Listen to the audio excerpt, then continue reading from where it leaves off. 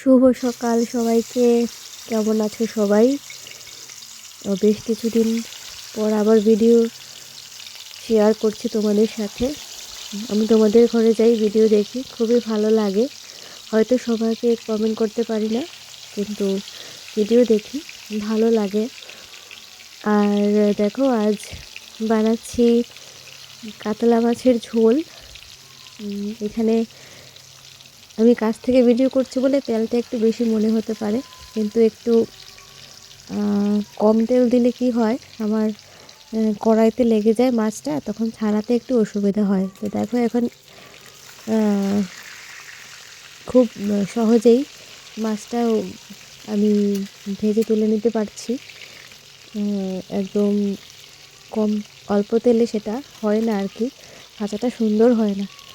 তো যারা health conscious তারা তো তোমরা একটু কম তেলেই খেতে পছন্দ করো এখন সবাই, বেশিরভাগ মানুষ আর কি। তো আমি তেলটা কমিয়ে নেব ঝোল দেওয়ার সময়, আর ভাজাটাও মাছটাও ভালোভাবে ছেঁকে তুলবো যাতে তেলটা না ঢোকে আর কি। আর এখানে দেখো, আমি কুমড়োর ডোকা নিয়ে নিয়েছি, কচি কচি কুমড়োর ডোকা। আমার কুমড়োর টাই খেতে খুব পছন্দ, লাউয়ের ডোকা থেকে কুমড়োর ডোকাই আমার খুব বেশি পছন্দের। তো তাই দেখো, সেটাই নিয়ে নিয়েছি। আর সঙ্গে নিয়েছি চেরা কাঁচা লঙ্কা, আলু, নতুন আলু আর টমেটো। আর মাছে দেখো একদম তেল নেই, এখন আমি ভালোভাবে ছেঁকে তুলে নিয়েছি। আর এখন নতুন আলু খেতে খুব স্বাদ হয়। তোমরা নিশ্চয়ই নতুন আলু নিয়ে এসেছো ঘরে। তো দেখো, ফোড়ন দিয়ে দিচ্ছি কালো জিরে, শুকনো লঙ্কা, চেরা কাঁচা লঙ্কা। তো যেটা বলছিলাম, নতুন আলু খুব ভালো লাগে, তো ভাজতেও হয় না, খুব তাড়াতাড়ি হয়ে যায়, মুখে মিলিয়ে যায়। তরকারি, ভর্তা সবেতেই ভালো লাগে এই আলু। আর দেখো, এখন আলুটা দিয়ে দিলাম।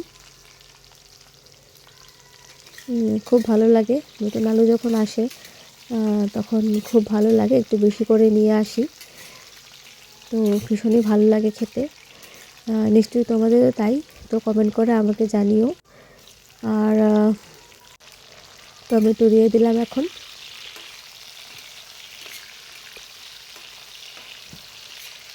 তো আজ কোনো জায়গায় বেড়াতে যাওয়ার ভিডিও নয়, রান্নার ভিডিও নিয়ে চলে এসেছি। তো জিরে গুঁড়ো, ধনে গুঁড়ো আর হলুদ গুঁড়ো দিয়ে দিলাম। আর এখানে দিয়ে দিয়েছি কুচনো আদা, সেটা ভালো করে আমি ভাজি করে মশলার সঙ্গে তারপর ঝোল দেব, নাহলে আদার কাঁচা গন্ধ থেকে যাবে। তো কুচনো আদাটা দিলে সেটা মুখে পড়লে খুব ভালো লাগে খেতে। আর এই সিজনে আদা খাওয়াও খুব উপকারী। তো দিয়ে দিলাম কুমড়োর ডগাগুলো, আর পাতাগুলো রেখে দিয়েছি, পাতাগুলো খুব ভালো পড়েছে, তাই ওগুলি বাটাও খেতে পারবো। তো বাটা খেতে খুব পছন্দ করে আমাদের বাড়ির সবাই, বিশেষ করে শীতকালে। শীতকালে সবজি খুবই সুস্বাদু। তো এখানে দেখো, মোটামুটি এখানে মশলার সাথে সবজি হয়ে গেছে। আর এই পর্যায়ে দিয়ে দিলাম লবণ। তো লবণটা তোমরা একটু আগেও দিতে পারো, কিন্তু সবজিটা মজে এলে তারপর আমি লবণ দিই, কারণ আমি তখন আন্দাজটা বুঝতে পারি, যাতে লবণ বেশি না হয়ে যায়, তাই একটু দেরিতেই লবণটা দিই আমি। তো এই আর কি। তো এখন দিয়ে দিলাম জল, ঝোল দিয়ে দিলাম। তো ঝোলটা ফুটে উঠলে তারপর মাছগুলি দিয়ে দেব। দেখো, ঝোল ফুটে উঠেছে। তো আমার তো এভাবে খেতে ভালো লাগে, তোমরা কিভাবে খাও শেয়ার করলে খুব খুশি হব, তো আমিও সেটা ট্রাই করতে পারবো আর কি। আর শীতকালের শীতের বেলায় গরম গরম মাছের ঝোল, হালকা পাতলা ঝোল, বাস আর কি লাগে।